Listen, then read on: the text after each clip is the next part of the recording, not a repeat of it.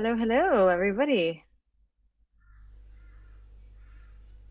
Welcome. I'd love to see your beautiful faces if you're willing. Um, Welcome everyone to the live Q&A with Sarah McCrum. We'll just give it a few minutes. There we go. Hello. We'll just give it a few minutes while everyone kind of trickles in here. I'd love to know where everyone is tuning in from. So really quick, guys, this is being recorded. So if you, are tuning in only for a little while, or somebody who wanted to tune in who couldn't, this will be recorded and it will be posted for you on the discussion board, so you can watch this over and over again, because Sarah has a lot of good stuff to say always. I know there's one So group in Europe. I think there's 10 of them I discovered the other day who are doing a group, and they're based in Europe, so they won't be here now because it's in the middle of their night. I'm sure they'll be tuning in afterwards. yes, awesome. It's 2 a.m. there, yeah? It's pretty Something late like that. there, yeah. Three for that Oh, particular area. Yeah. and just so everyone knows, there is a chat box. If you're familiar with Zoom, there's a chat box at the bottom of the screen. If you're on your computer, you'll see it's a little chat icon. If you click that, you'll see the chat box, and that's kind of where we're gonna communicate, since everybody is muted. We'll go through what submitted questions first, and as questions arise, please feel free to post them in the chat box, and then I will unmute you and give you the opportunity to ask your question to Sarah live. So really, really great way to keep this call really nice and interactive. Yeah, so I'm really excited. Thank you all for being here. Thank you so much, Sarah, for being here. Thank you. This is your last week in the April, I can't believe we're almost in May, Love Money, Money Loves You virtual book club. So I hope everybody has been enjoying it, and I hope you've come with questions. So, Southern California. Okay. Sarah, would you like to say anything before we get started? Well, it's great to see. It's great to see people doing the virtual book club. Actually, we've done. Is this number 4? I think I it think so. is. Mm-hmm. Yes, and it's really interesting for me because I get feedback months later from people saying, "Oh, I did the virtual book club and I read the book and it helped me to go really deeply into the book." Some of them have read it before and then they get it at a different level when they do the virtual book club. Some people are reading it for the first time, and one of the things that's really great is that people tend to read it all the way from the beginning to the end, because although it's a very simple book, there's a lot in it still. It has a lot of energy in it, and so it can be quite a full-on experience. And I have had feedback actually that is very intense, this experience. Somebody said to me the other day, they say 14 minutes is like no way, but anyway, she was appreciating the intensity of the month of really immersing herself in this. I mean, essentially, it's a message from money, isn't it? It's a message from money to us, and I think that's what's really beautiful about it. So it just makes me really happy to see people learning about it, curious about it, because it has created so much change for me and for other people. And I will say one more thing, is that this is actually a slow burn. Although you're doing this as a kind of fast burn process, the real thing is a slow burn. It kind of seeps into you and it drops deeper and deeper and deeper, and that can continue for the rest of your life. You know, this relationship with money isn't here today and gone tomorrow. It's with us now forever. You're in this long-term relationship, and it continues to shift and change and deepen and become more beautiful if you follow this, what you're learning here, and that's what's really valuable. I'd like to add to that. In my experience, I feel like when I first read the book, obviously I was building the book club with it, so I really, really immersed myself, and it was interesting because I went out into the world and I remembered these nuggets, and then I read the book again, and it was like, oh, that nugget that I totally forgot about the first time around, and just as you said, it kind of it's nice to revisit the book every time you read it. It's like, oh, all of what I learned the first time I read it makes more sense now, and now I can just add on to my understanding after reading it a second and a third time. So it's really one of those books I feel like you come back to like quarterly. Yeah, yeah, me. I also need to keep coming back to it still. Yeah. Yeah. Wow. All right. Well, let's get started. I'm going to start with the first question here. And this question comes from Linda Duff in Reading UK. And she says, I've started this skateboard challenge of making clear, short dated requests for money to educate myself. To start with, is is it easier to request money for things I love, such as a course, rather than normal expenses like car tax? As I notice at the moment, my energy is different in each case. I'm blown away by these teachings. Thank you so much for this course. Okay, thank you, Linda. So, the very important thing that you're noticing there is your energy, because you are right that the energy that you bring to a request really makes a difference, both to the power of the request in the moment and also in the fulfillment of the request. So, if you keep that energy, that good feeling energy alive, even if you completely forget what you've asked for, but that feeling good, you've clearly got the picture from the book. Feeling good is really important in this. But there is another way of looking at it, which is that not paying your car tax or not paying some of those other things is actually not going to make you feel good at all. And sometimes I was in many situations in the early days where there were just things that I had to pay for. They were not necessarily things I'd really love or not love, but they were necessary for my life, rent and food and things, and I didn't always have enough money. And so I had to learn how to make requests for those things as well. And actually, paying your car tax gives you freedom because you can use your car. It gives you all kinds of enjoyment. So I think it's more useful to find that good feeling about the bills that need to be paid. And then if you need some extra money to make sure you cover everything, it's easier to ask for it. One of the things I found a bit later, after the very early days, was that if I could pay bills and feel good about it, that actually opens up more flow of money into my life, not just out of it. Very often we feel contracted when we pay a bill. But if you say, what I say is, oh, that's good, that means there's more money coming. That's how I always think about bills. It's like, oh, if I've got to pay something, then definitely there's more money going to come in. And that makes me feel good about it. It's really, really simple, and I don't get that moment of contraction of, oh, I'm giving something away or I'm losing something. I actually genuinely feel that I'm gaining something, and I'm gaining something because I'm buying something, and I'm gaining something because I'm going to receive more as well. And it makes the whole thing a much more positive and a smoother experience. I love what you said about the car. If you're paying your car payment, what the car represents in your life is freedom.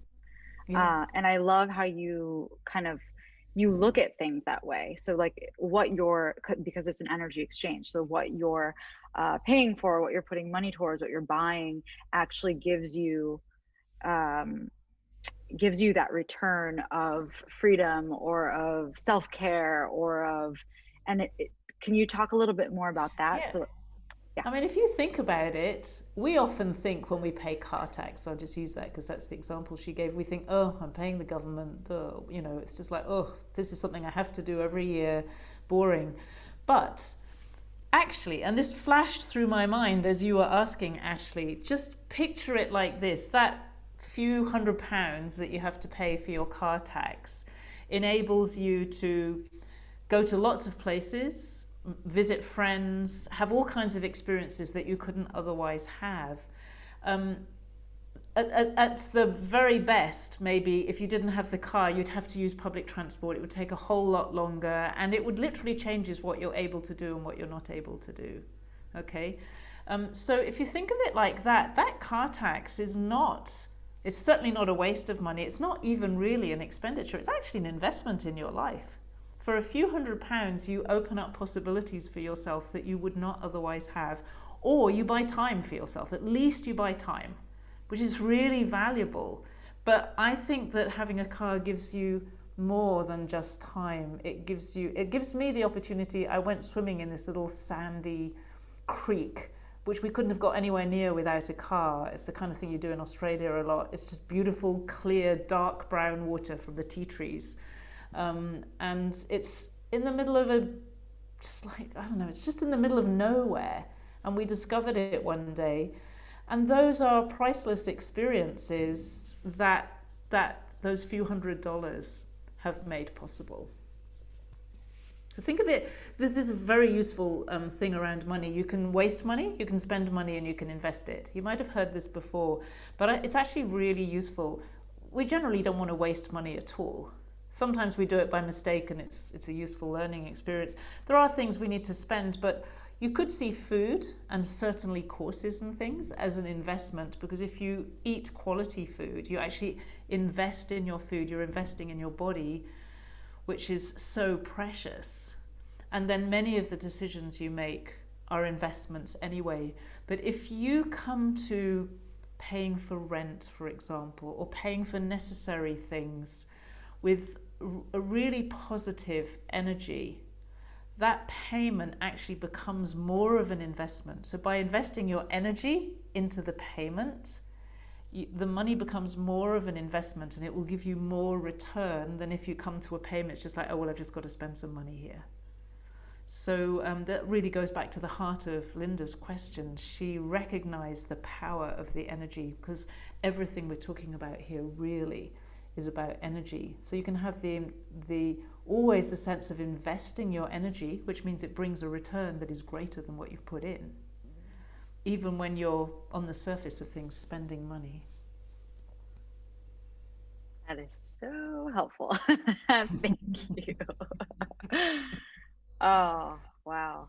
So many revelations there. Okay, moving on. Let's see. Okay, so why is this not showing up? Okay, here we go. So this one is from Noreen.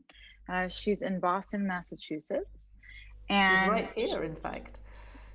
Oh, yes, she is. Hello. Okay, you have two questions. I'm going to read one, and then we'll get to the second one. So the first question is, in chapter 5, in the book, when referencing value and the coat you would like to have and the mistake we make of looking at how much money we have, it says what you need to do is compare the value to you of the coat with the money that is coming to you for that coat, and in every case the two are equal.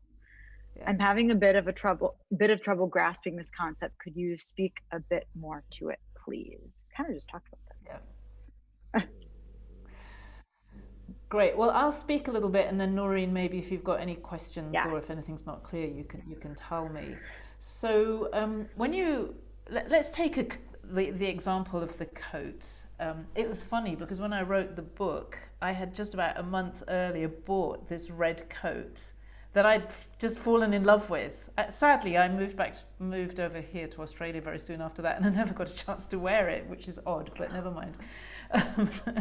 But I'd just seen it, and I'd always wanted to have a red coat, and finally I got it. So that must be how it popped into the book. But if you see something and you just love it, so your heart opens. It's not like, oh, I really need that because, seriously, my head tells me. But it's just, I would love that. So it has a value to you, which might be even more really than the price. It's just something that you would love. The point that money is making there is that open-hearted love attracts money in. So your situation might be, I can't afford it at the moment. But in that moment of I'd love that coat, you open to the amount of money coming in that would pay for the coat. It really is as simple as that.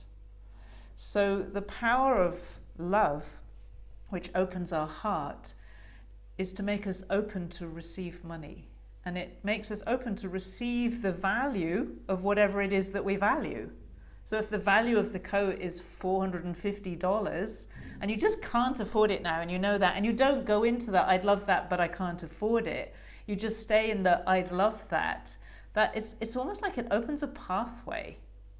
And it sounds strange, it's kind of strange language, except somehow we all understand it because it's actually how it is. And so we do know what this means. It opens a pathway for maybe additional money to come in, or somebody gives you a coat. There are many different ways that it happens, because that's simply how it works.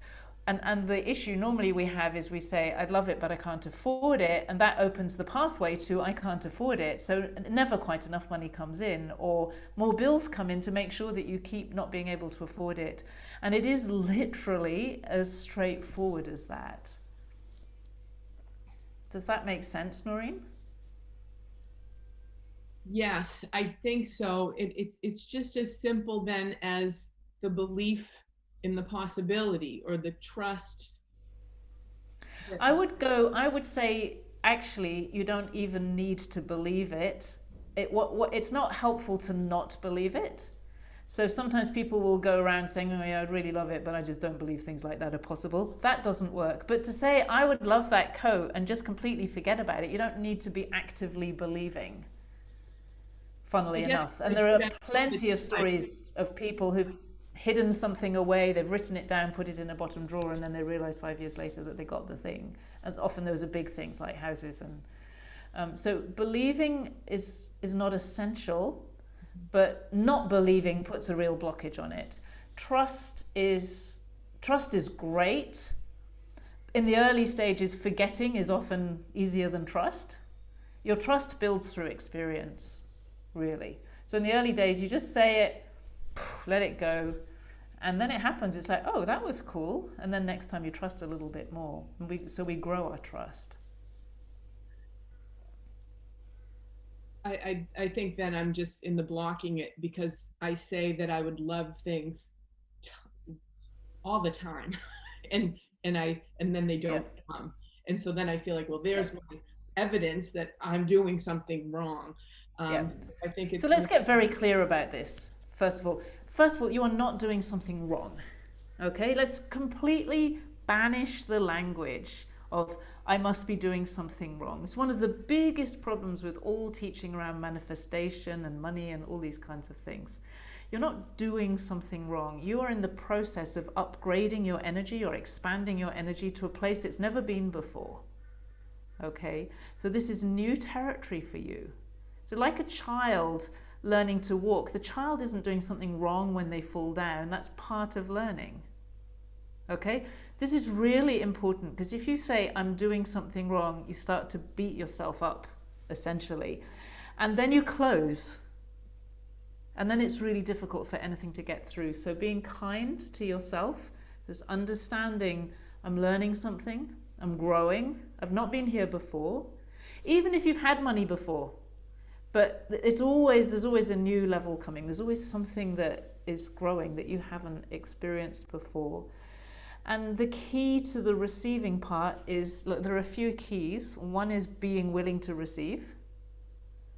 And many people think they are, but they're not really. This is like whenever anybody offers them anything, it's like, oh no, thank you. I don't need that. I'm fine on my own. You know, relaxing. Relax, enjoy, love. Those are the 3 words. Relax, enjoy, love. Usually that's where we see the problem.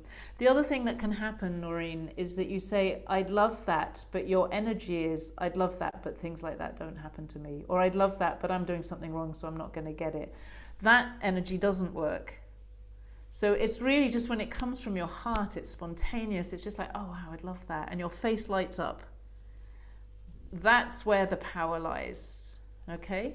It's not getting the words right. It's not saying, I must pay my rent this week. Okay, I've got to find the right formula. I'd love to pay my rent this week. But the thought or the feeling is, oh, help, but I didn't even pay it last week. And what am I going to do? And it's like the energy is what counts. Mm-hmm. Okay? And it takes some practice. That's helpful. Thank you. Okay. Okay, Noreen, I'm going to read your second question, and then you can chime in. Thanks. Just because I I would figure that you don't remember what you wrote, so I'll just read it for you and then you just chime in. Okay. So the question 2 is in chapter 19. At the end, it states to not go beyond this stage until you're enjoying it and doing it every day, etc. I understand the importance of the visioning process. I do, however, at times have a tendency to get stuck when I take on new projects and implementing something new. And I really want to say with this, as this material is really speaking to me. If you have any suggestions, tips to keep the juice going while we're in this process of being ready to move on, I'm visioning and journaling, and it's getting easier, yet I haven't been able to be consistent. Thank you, and thank you for your book. It's amazing, and it's so what the world needs right now. Thank you. Yes. Really, the key instruction in there is about the enjoyment. The enjoyment is even more important than the visioning. The enjoyment is of something around the vision. So you might actually have a vision and pretty much you don't need to add that much more to it. You definitely don't need to add to it every single day. That can get a bit exhausting to keep adding to it. But the enjoyment is the key, because enjoyment makes you relaxed, just makes you happy. And when you're relaxed and happy, it's much easier for things to come in. You know, your defenses are down. You're not able to put up those subconscious barriers that say to money, hey, keep out, for whatever old stupid reasons that may have come from family or culture or whatever it is. So enjoyment is such a, kind of seems like such a small thing in a way. And yet, as you probably noticed, the book keeps coming back to it. And there's even a chapter where money says, look, why don't you get it? You just seem to have such a problem with this thing, enjoyment, that I'm recommending to you. Enjoyment really is the key. So I would say that if you would give yourself permission to enjoy for that half an hour a day, and just the odd thoughts about your vision will be enough. You could, like if you're really busy, for example, you can say, okay, well, I can't do it exactly on the vision, but I know the enjoyment's really important. I'm going to make sure that the first hour of work this morning, or whatever it is I'm doing, I'm really going to enjoy. You could enjoy all day at work. Whatever you do, you could enjoy all of it. That's a bigger decision. But give yourself that half an hour or an hour where you are actively choosing enjoyment. That's the training part of this. I think it's because I'm not very busy and I feel like I should be bit, like there's a whole bunch of shoulds, but that's really helpful. And that is feeling like it's cracking it open for me. You hit it with give yourself permission. Even as she was reading the question, I was feeling like I need to give myself more permission to enjoy and to see the value. There's so much value in that, and it takes you everywhere. And I don't want to take up any more time, but the activations that have been along, they're so helpful for me. So I'm just answering my own question too. I think just doing a little bit more of the activations or whatever. I enjoy those. And give yourself some time, because it is quite a big shift. In fact, it's a huge shift in terms of how we look at money and how we relate with money. It's so fundamental. And to associate enjoyment either with work, which many people don't, or with perhaps not being very busy. But what a perfect opportunity. Can you imagine if you can enjoy, what a gift that is?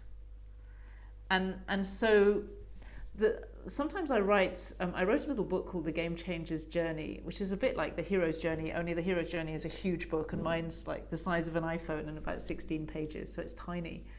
But one of the things that I figured out was that we have this imagination, if you want to be a superhero, for example, that you have to go across to the other side of the world and train with this master like Batman did, or like in Star Wars, or all these different things that you go through this kind of ninja training and then you become really powerful and an amazing person.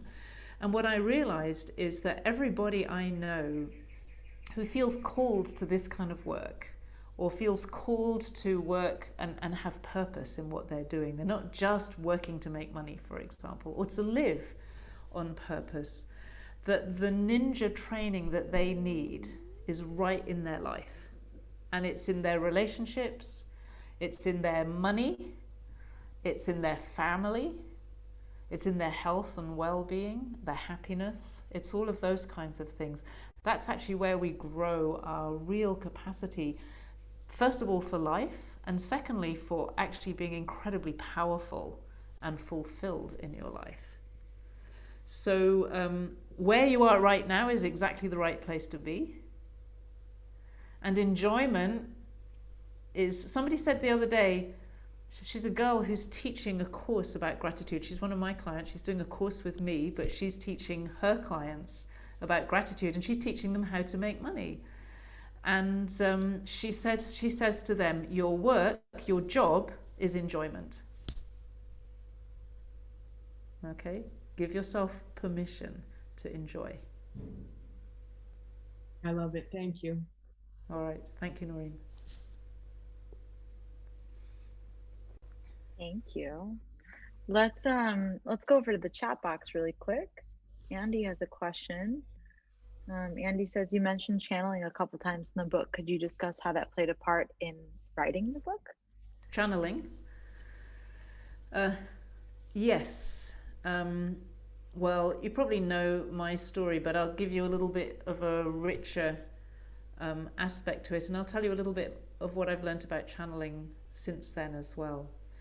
I didn't know anything about channeling, really. I once went on a course, a very unusual course, with a Chinese Buddhist master who claimed to have an angel in her stomach. What we experienced was that she actually she was like a ventriloquist. She could speak in this angel's voice, and she could also speak in her own voice. And the angel's voice was completely different from her voice. It was really an extraordinary experience.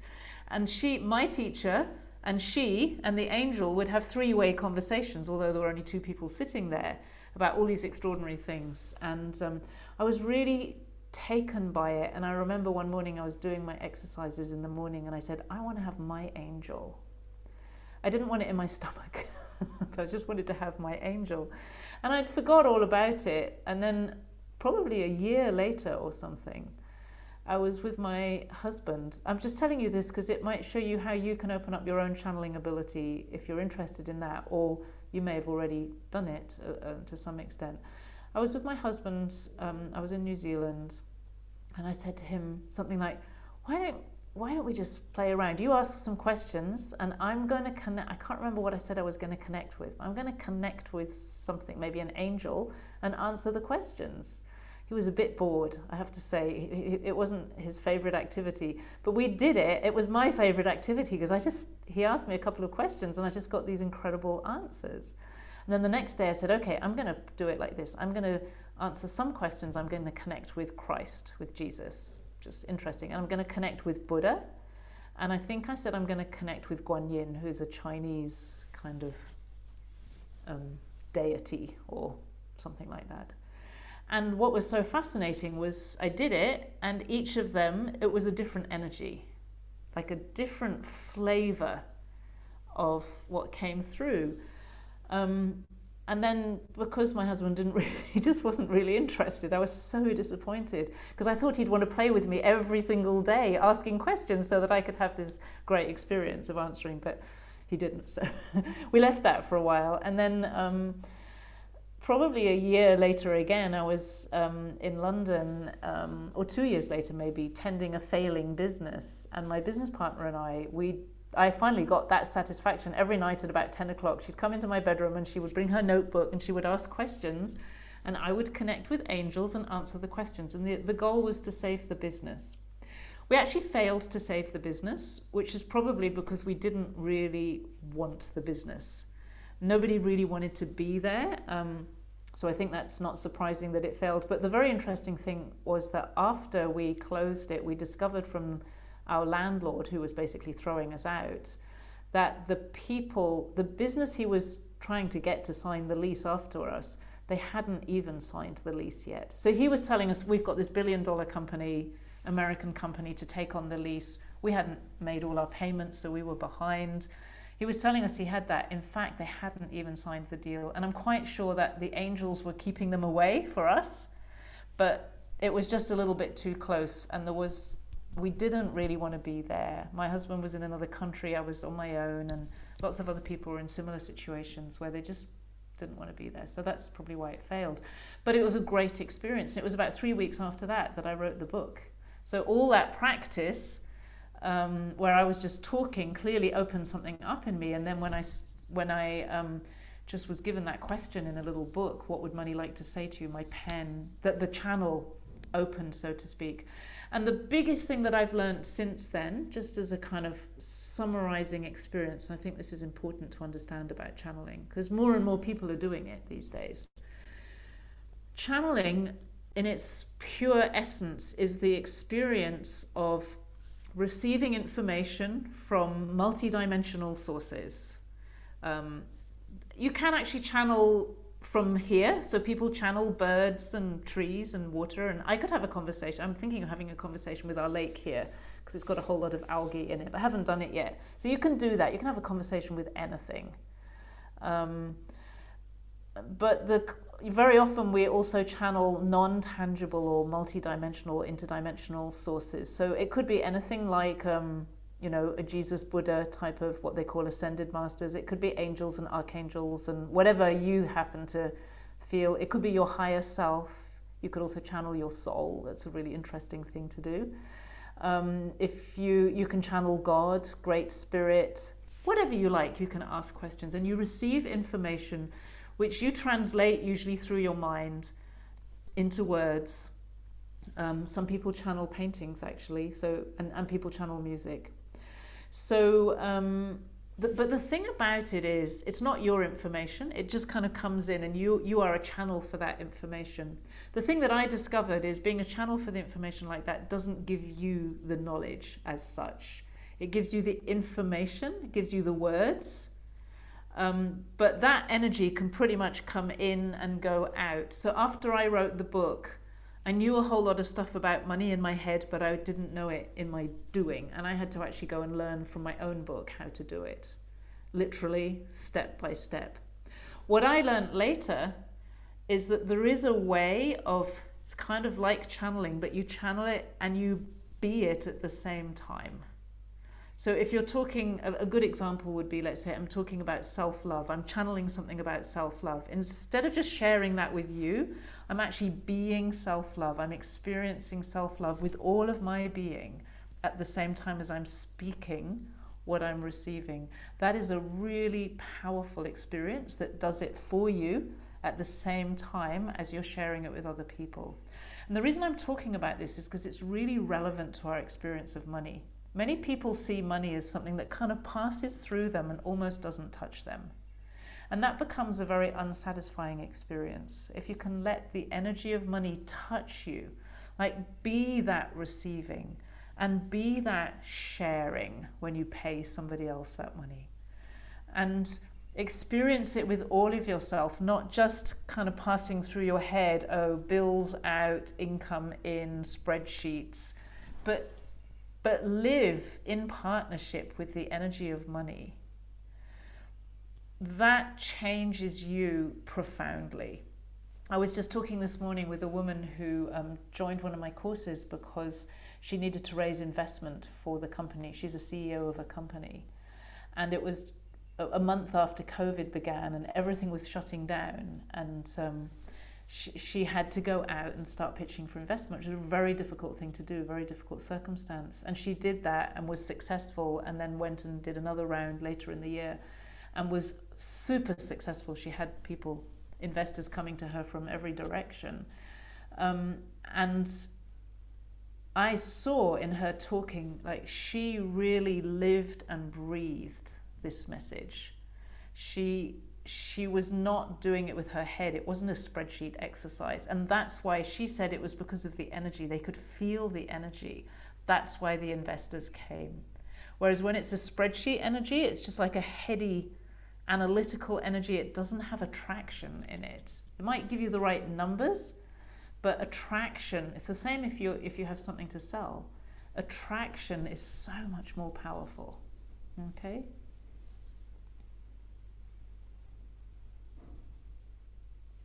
Thank That you. was a good question. Yes, it was. Okay, we're going to move on. This one comes from Kaylin from Austin, Texas. Kaylin says, "Hi, Sarah. Firstly, I love this book, so thank you for writing it.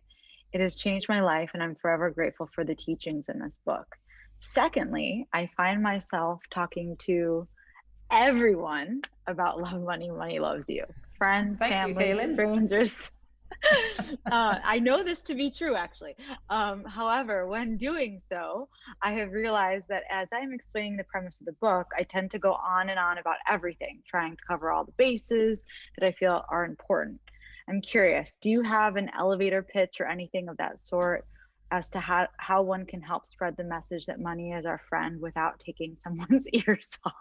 That's such a good question. And of course, Kaylin, I've never had the problem of needing to talk about it as someone else. I had to figure it out for myself. I'll tell you what I do, which won't work for you, but it's just a useful bit of context, and then we can look more at how you can do that.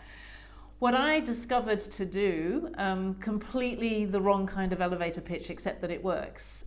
So it's the right kind. I actually very, very briefly tell the story of writing the book.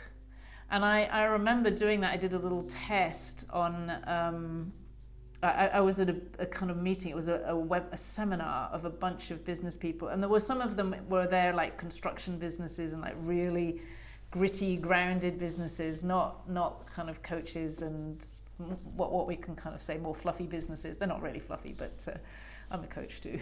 But it was that kind of potentially hostile environment. That's what I thought. And I thought, I was asked to speak about some results that I'd got in my business. I thought, how am I going to get into this? Because I didn't want to avoid the topic of the book, because that feels like cheating to me. It's like, it's the heart of my work. And so I just told the story really simply, about how I found myself writing this message from money. And I read the first chapter to them. And I literally saw everyone in the room, their eyes went like this and their mouths dropped open. And it's like, okay, I know, like it hit them. So that's a really interesting thing to notice. I've had people, and you may have had this, people get into kind of really heady conversations where they say, sounds really good, but I just can't understand that money could be like this, because I see money as something that comes in to pay my salary and I have to use it to pay my bills. They get all up into that space, and that's not a very helpful space.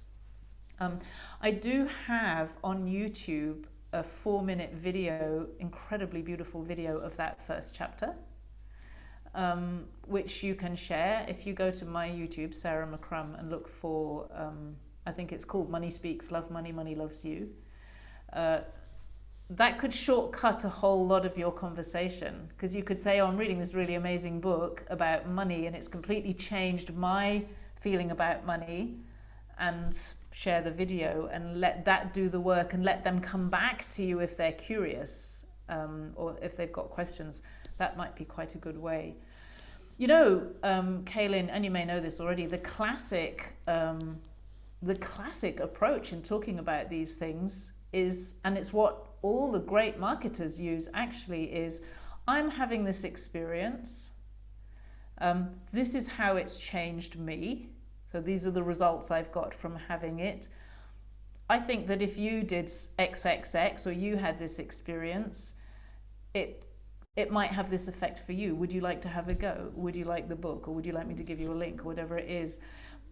From what I understand, I have a friend who got access to one of those very kind of private marketing groups where people like Tony Robbins and Vishen Lakhiani from Mind Valley hang out. And if you watch Mind Valley, everything that Vishen promotes is on that pattern. I did this personally. This is the result that I got. If you do it, this is the result you could get. And it's very powerful. And here's the call to action. Here's something to sign up for. Here's something to have a look at. Or here's where you can buy the book. Or whatever it is. Or, yeah. And I think I organized something recently where I asked people to put together a 60-second pitch based on that little scenario. And they did it really well. So that would give you the self-discipline not to burn their ears off. Just write down what you can say in 60 seconds on that pattern. And then, if you're lucky, they'll say, oh, that's interesting. How does that work? Or can you tell me, they'll indicate that they're interested. And if they're not, shut up. Wait.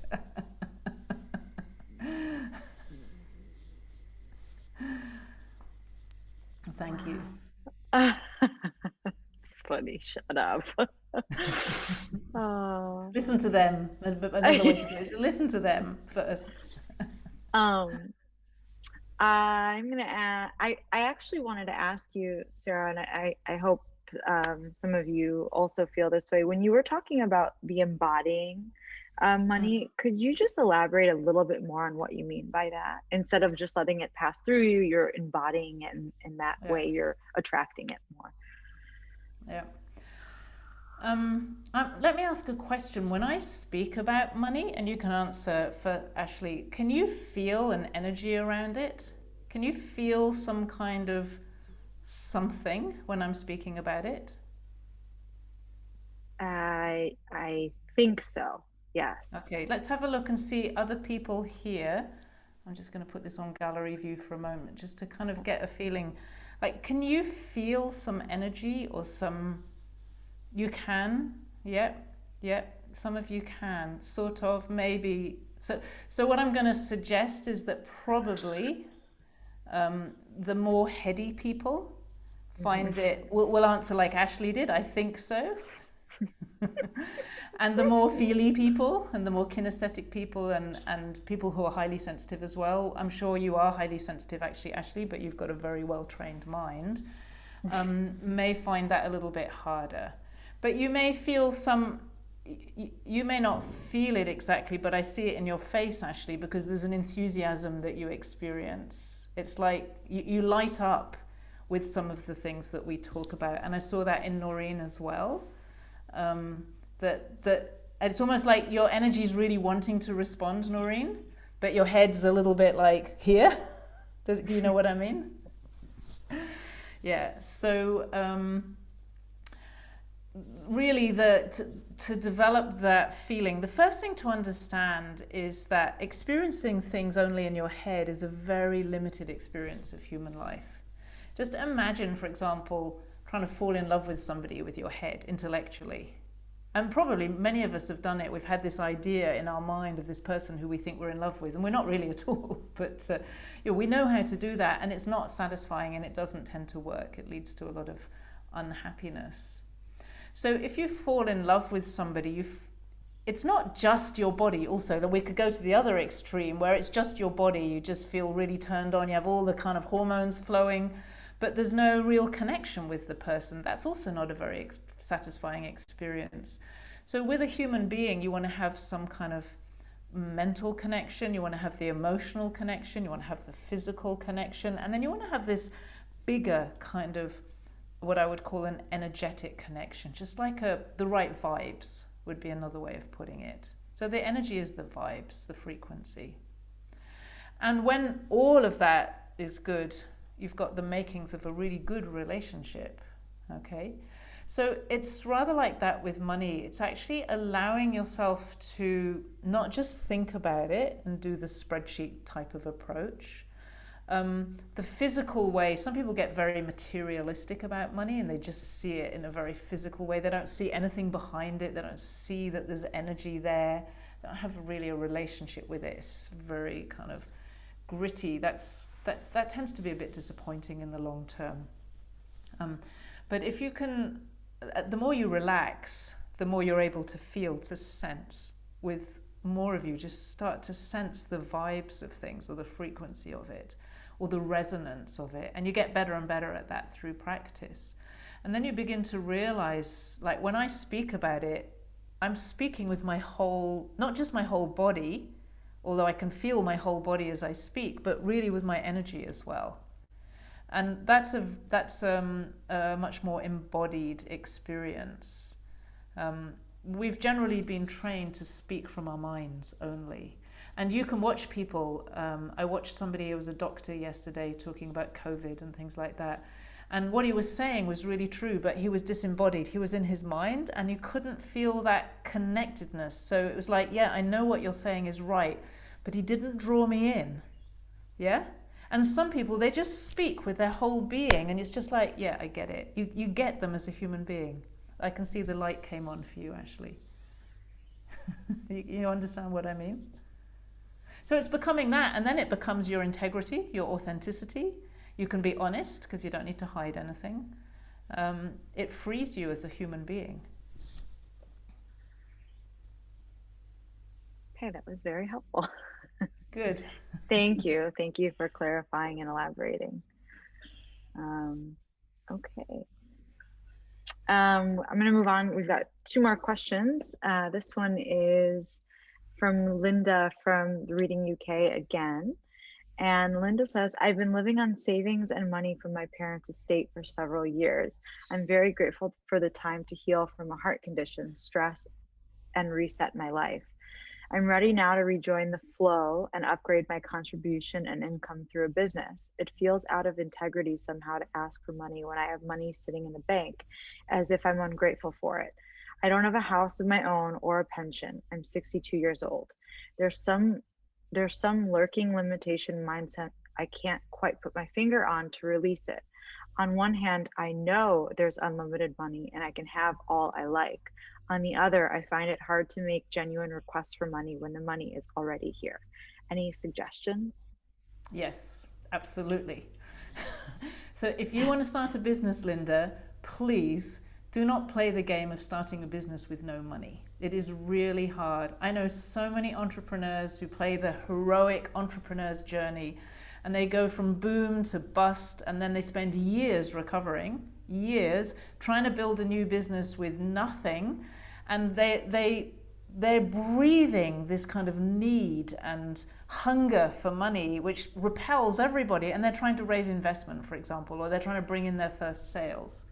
So it is completely within integrity to ask for money before you run out of your savings, please. It's like, that's the most important thing that you can do. I always say to people who want to start a new business, either make sure you've got a part-time job so that you are financially secure, or do it before, and don't spend all your savings in the business. You must take care of yourself. At a pragmatic level, if your energy is kind of breathing neediness and fear of lack of money and scarcity, it's really hard to ask for money. And it's really hard for people to pay you. That's the other interesting thing. When we have that energy of desperation or worry about money, even though we want it to come in, we're actually holding it away from us. Very difficult for people to pay you. So the time to start it is while you have money, and that money must be put somewhere else, not in your business account. Like that money that you have that's going to support you, keep it separate from the money with the business, so that you don't confuse them and think, oh, I've got all this money to spend in my business, or I've got all this business money to spend on myself. Be very, very clear what money is available for what purpose. Most of us, when we start businesses, we mix it all up together. It makes a horrible mess, and we end up not doing very well as a result. One of the big disciplines is when you start to allocate your money much more clearly. There's a wonderful book called Profit First. It's a little bit early for you to read it, probably, Linda, but it's a great book. Any small business owner, I reckon, should read Profit First. It makes such a big difference to the way you run your finances in your business, and it's very human. It actually makes sense of things. So yes, please free yourself up and be sensible about this. Like, just think about, if you want to make a business that's actually going to make a difference, which I'm sure you do, then think about it sensibly, and think about money seriously. Enjoyment, yes, but seriously think about it, so that you take care of all the different aspects of your business. It's a very important question, that one. Thank you so much. Okay, we've got this last submitted question here from Melanie from Austin, Texas. Yeah, she's right there. Okay, cool. To give some context to my question, I come from a family that looks at money as a limited resource, something you have to work really hard for, then save for the future, and that you rarely spend on eating out or material items unless you have a coupon. My family too. Over the past 6 months, my perception of money has deeply transformed. And as a small business owner, my family is naturally concerned about the success of my business and often their money beliefs onto me. As this occurs, I find myself at a loss for how to simply explain my newfound belief system without overwhelming them or losing them when it starts to sound woo woo. Perhaps it's not my job to convince them of anything, but I'd like to at least be able to have productive dialogue about it. So my question is, how do you start to introduce this idea of money as a limitless flow of energy that appeals to their level of consciousness and logical mind? Thank you so much. Well, there's one thing that I do, which I've found has helped a lot of people. So it might help you because it is definitely logical. And it's kind of something that we all really should know and should have figured out for ourselves, but it's surprising how many people haven't. Let's picture that I've got $100 sitting right here, okay?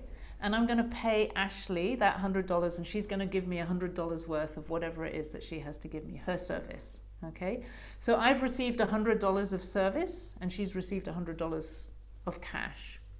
Now, Ashley can take that $100 and she can go and give it to Noreen, and she can get $100 worth of Noreen's service or product.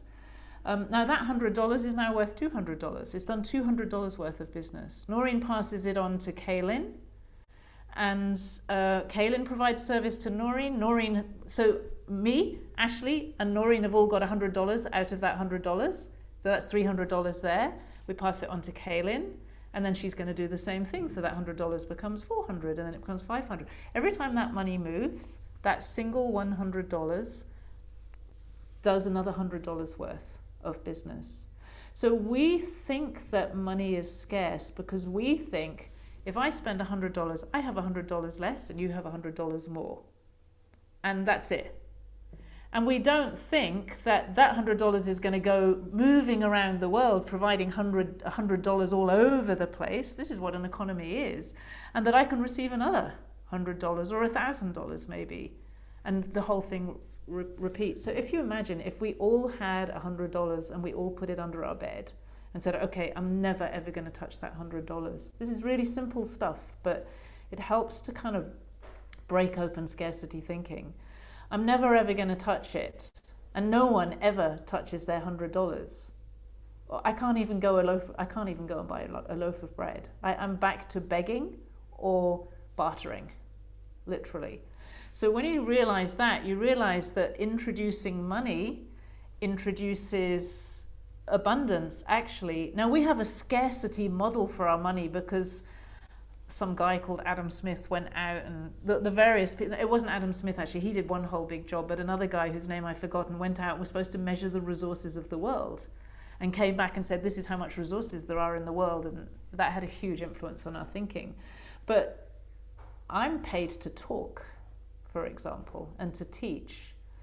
And that's not based on how much gold or silver or minerals there are in the world or anything else. It's simply based on, and I could teach a group of people who have no money, and I can teach a group of people who have lots of money, and the people with lots of money will pay me a lot more for exactly the same experience. So money is not what we think it is. And I find examples like that. I had a client who said, oh, Sarah, there's these things I want to buy, but I just think they're really frivolous. And I said, when you buy that frivolous thing that you really want to enjoy that. First of all, it gives you a bit of enjoyment, that's fine. But that money that you spend enables the person who's selling them to you maybe to buy food for their kids, or to pay their rent, or to do something really important. And when that food is bought for their kids, even if they buy it in a supermarket, and we can think, oh, supermarkets, corporate, da-da-da-da-da, but still, most of that money goes to pay salaries for people who then buy food for their kids and books and whatever it is that they buy. And you realize that money needs to keep moving. It just needs to keep moving. That doesn't mean you never save, and that doesn't mean you don't have investments. When you save money, I can tell you something, the bank keeps it moving for you, or wherever you save it. If you invest, the investment keeps it moving. Putting it under the bed is generally not the thing to do. That's the one place where it doesn't really do anything. The only time you might, well, I don't even know enough about markets. There might be a circumstance, but most of the market disasters, the money that was kept under the bed completely lost its value anyway. So my understanding is we need to keep creating value for each other, receiving reward for that value, because that is how we give each other freedom. And money is therefore connected with personal freedom.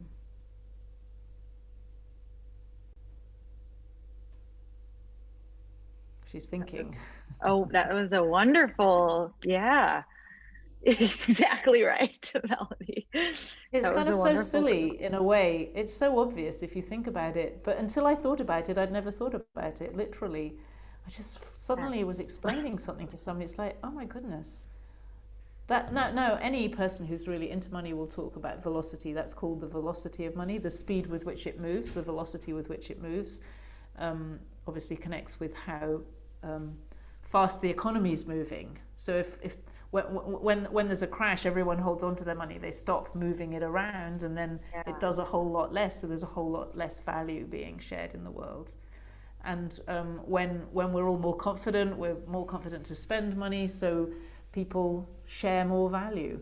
But to me, the heart of it is the value. It's not the money. The value is what creates the need for currency. Currency is flow. What do you do in a bartering situation then, when money is not being exchanged, but services are, let's say? Is that... And that's fine. That's fine. I think the thing that I learned is that it doesn't, people talk about fair exchange. What I learned really from my book is that it doesn't have to be that I give you something and you give me something. So many people who start out in coaching, for example, they give a whole lot of free sessions to people, and then they start worrying, oh, it's like, I shouldn't be giving. Everyone says you shouldn't give anything away. But actually, when you give generously with your heart and genuinely, it's almost like you're building up a kind of credit that you can draw down on. That's what it explains in the final chapters of the book, which you're probably reading this week. And you can draw down on that credit account. So you can say, please, it's like money, please sort out this bill for me, or please bring me something that I want. It doesn't always have to be money, it can be something else. And so giving is simply a way of giving. It's just, it gives something, it builds up your credit. If you give and you receive money in return, then you just get that evened out immediately. If you give and you don't receive money in return, it's like that giving sits in your credit account and you can draw it down at another time. So it's not necessary to barter directly if you don't want to. You can give, but all you need to do is open up your ability to ask and receive. If you're a person who gives a lot. Most people who give a lot don't like to receive. And then it stuffs up the system. Stuffs up the system. Good to know. Good to know. Thank you so much, Sarah. This was another wonderful Q&A. I want to thank you just so much for being here with us, and sharing all your wisdom. And I swear every time you talk, it's just like more light bulbs go off. And I know Kaylin feels the same way, and other people who have heard you speak multiple times or have read your book. You just are so, you're such a light for, I think, so many people who really are just searching for answers, and trying to understand this topic more, this energy more. Can I make a plug for High Tide? Yes. Like, if you've really enjoyed this book club and you want to go deeper into that money message, one of the things you can do, and I know somebody who's doing it right now, is to host a book club on High Tide. So you bring your friends. I'm thinking Kaylin, and I don't know if your family would come, Melanie, but you bring your friends and get them together and do it together. There's so much fun in doing that kind of group experience around this work. And I feel it's really important in today's world that you have your own kind of little support group around doing things differently and thinking differently, so that you're not on your own. Because then if things are very difficult for you or in the world, you've got a group, you can say, hold on a moment, we know how to solve problems. We know how to make money when everyone else is losing money. We know, we just need to ask. We need to find the right way to ask, and let's support each other in that. So I really recommend hosting a book club. I think that Ryan's put in the chat, did he? Or you will receive. There's a money scorecard which I have created, which is a kind of cool way to score your relationship with money. I'm sure that you will be sent that afterwards, but there it is. There's a money scorecard, so it's free. You can just sign up and do it, and it's quite cool because it links with everything that we've been talking about. And if you're interested in doing any courses with me, you can find out once you do the scorecard. You're kind of in my system as well then, and you will find out about stuff that you can do. You're also, of course, always welcome to come and find me online and get in touch. All your courses are listed out in the curriculum too on the last day, so you guys can reference reference that last day assignment. You've got all the information and what we suggest doing next. So that's brilliant. That is all. This will be this is recorded and it will be posted, just so everyone knows, so you can watch it as many times as you like. I hope you guys really enjoy the last week of this book club. It runs again in May and it runs again in June. So, as Sarah said, it's always fun to host with a group of your friends, family, whoever. And you can do that. Ryan's posted a link in the chat. You just go to hightide.com/host. Yes. Thank you so much, Sarah. Thank you. And thank you for coming and asking all your questions. It's so good to have the questions. They're such good questions always. Yeah, thank you. Always. So we just get fantastic questions from this. Really? Every single one we've done with High Tide have just been incredible questions. Okay. Well, everybody have a wonderful day, night, morning, wherever you are. And we'll see you soon. Thank you. Thank you. Goodbye. Bye.